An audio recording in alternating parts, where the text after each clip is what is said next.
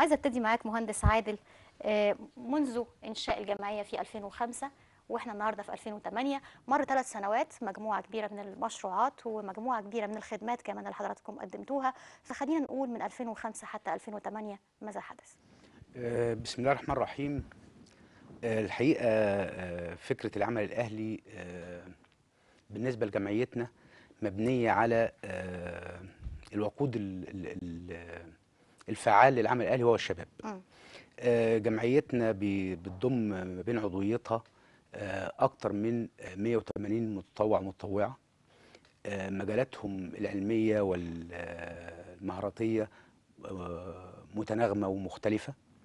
قدرنا نكون فريق عمل ما بيننا ان احنا نعمل في المجالات التنمويه، مؤمنين بفكره ان العمل الاهلي هو الاساس منه عمل تنموي.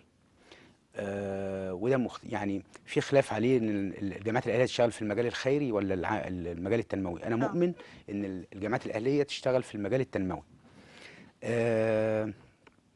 حطينا اهدافنا، حطينا افكارنا، ابتدينا ننفذ. احنا فريق عمل بيشتغل في مجال العمل العام من قبل تاريخ انشاء الجمعيه، وده كان سر تحمسنا ان احنا ننشئ جمعيه نمارس تكون مظله افكارنا، للانشطه تكون اللي انتوا مظله بتقدموها. لانشطتنا.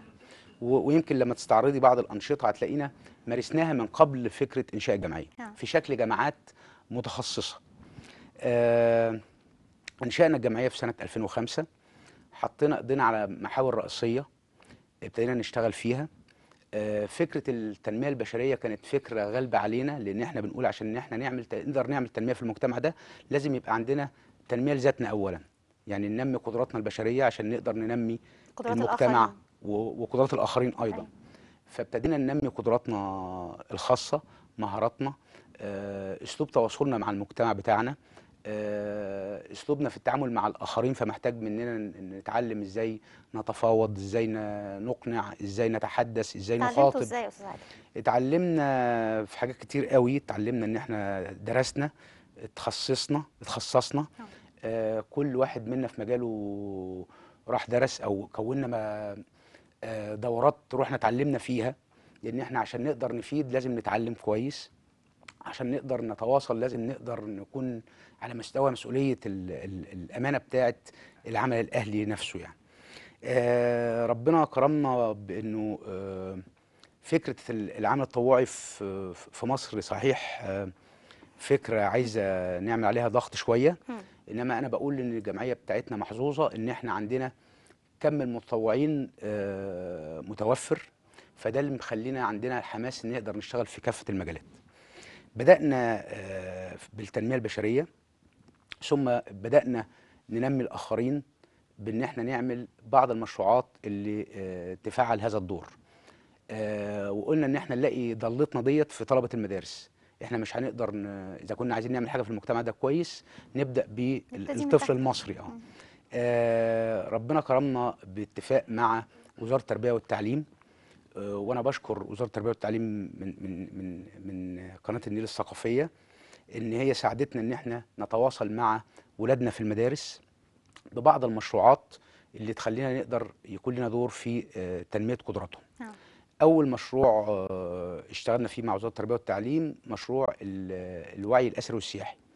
ومشروع الوعي الاسري والسياحي احنا قصدنا بيه ان احنا نكون جماعه جوه كل مدرسه مؤمنه بفكره ان السياحه ديت هي خير لينا كلنا الخير زي لينا كلنا الشعار. فعلا. لان خير لينا كلنا ان احنا عندنا ايمان انه الصناعه الوحيده اللي ملهاش سقف تقف عنده هي السياحه. واحنا مؤمنين ايضا ان مصر لسه عندها افكار كتير كتير بكر لم تمس في مجال السياحه. بالمقارنه ببلاد اخرى ما عندهاش يعني عشر اللي طب عندنا. هقول لحضرتك حاجه، هو بسام هيكلمنا اكتر بالتفصيل بالظبط، على هيكلمنا اكتر حكايه بالتفصيل الوعي في المجال الاسري. دوت. بشكل عام. نقلنا تاني في المشروعات اللي احنا بنخاطب فيها اولادنا. تعاوننا مع جمعيه مظله اسمها جمعيه النهضه نهضه بالتعليم. التعليم. الجمعيه دي عامله مشروع للتربيه المدنيه والمواطنه في 16 محافظه.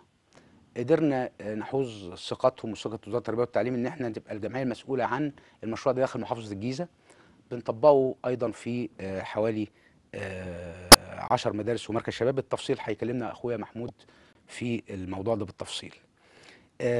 مهتمين ايضا بالانشطه الخاصه بالمراه المصريه. فكره الامومه والطفوله طب ما تيجي ناخد حكايه الامومه والطفوله دي من نبدا